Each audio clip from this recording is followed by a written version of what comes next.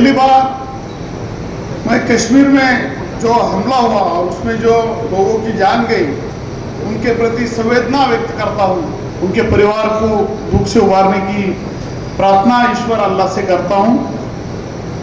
और आज ये परिसंवाद जो रखा, जो भी कोई इसका आयोजक है उसको बहुत तहे दिल से धन्यवाद देता हूँ कि इस देश के अंदर जो भारतीय राज्य घटना है उस पर जो हमला हो रहा है उसकी जागरूकता के बारे में आपने ये परिसंवाद रखा, बहुत बहुत धन्यवाद आपका देता हूं।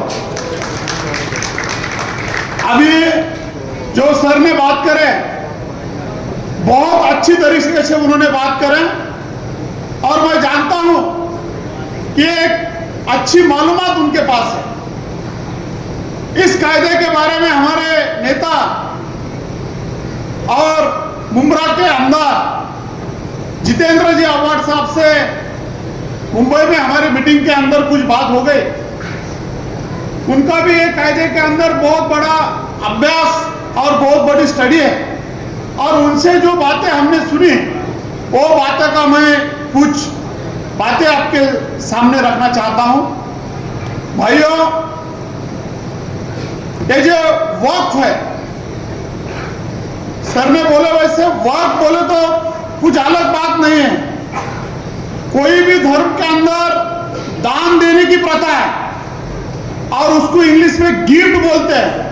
और गिफ्ट ये शब्द ट्रांसफर ऑफ प्रॉपर्टी एक्ट, जो इस भारत देश में कोई भी प्रॉपर्टी ट्रांसफर होती है वो एक्ट में गिफ्ट नाम का एक प्रोविजन है। और once property is gifted that can not be recover and resale, ऐसा उसमें कहे वाला है। वो ट्रांसफर ऑफ प्रॉपर्टी का प्रोविजन है।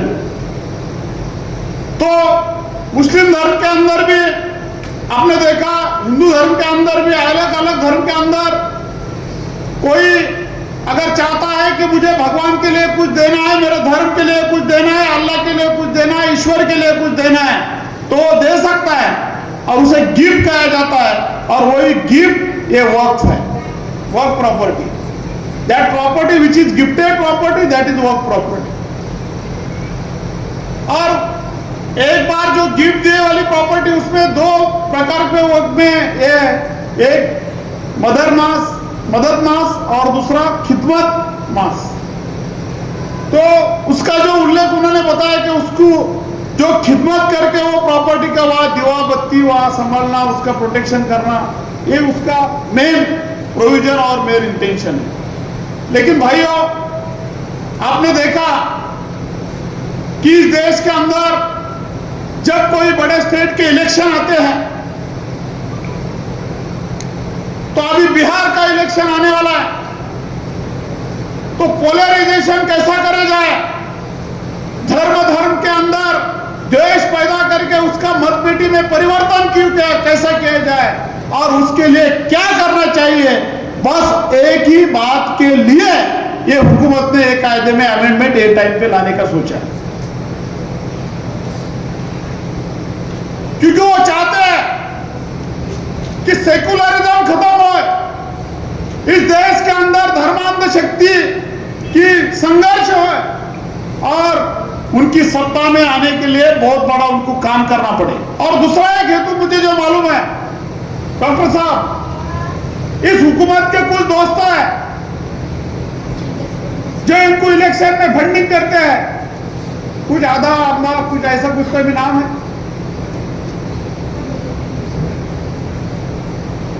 उनको भी संदीप को कुछ जमीनों की जरूरत पड़ती है और इस जमीन पे उनका भी हक नहीं है, लेकिन उनकी आंखें बैठी वाली है, इसलिए ये अमेंडमेंट लाया है, ये मैं दावे के साथ कहता हूं।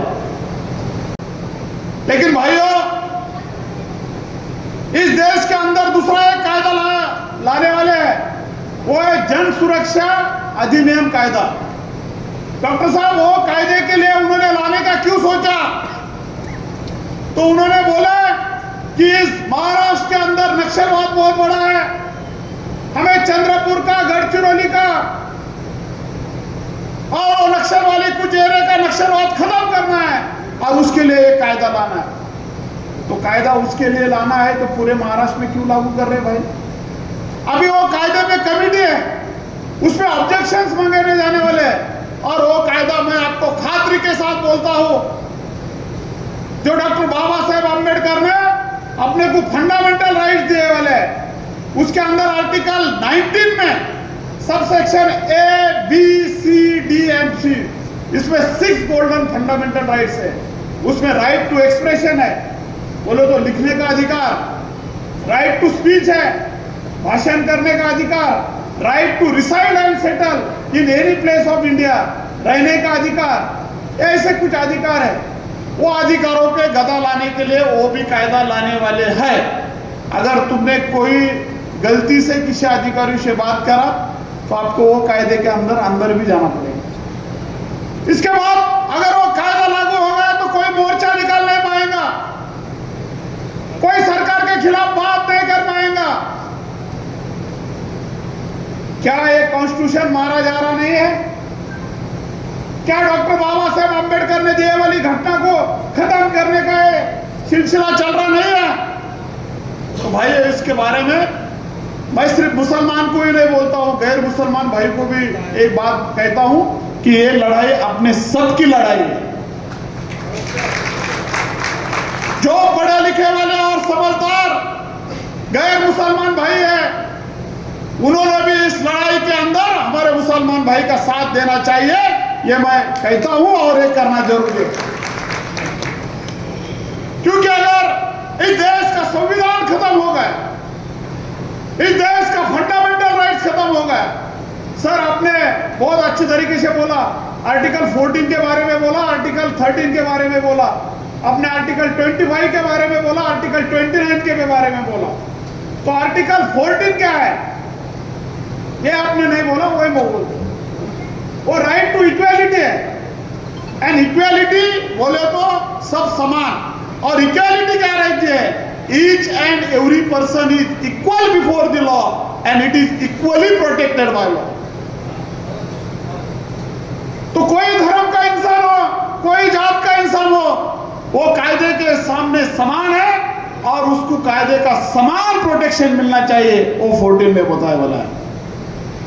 तो आर्टिकल 25 का जिक्र करा आपने, तो article 25 to 28 of Indian constitution says that right to religious, and what is mean by religious?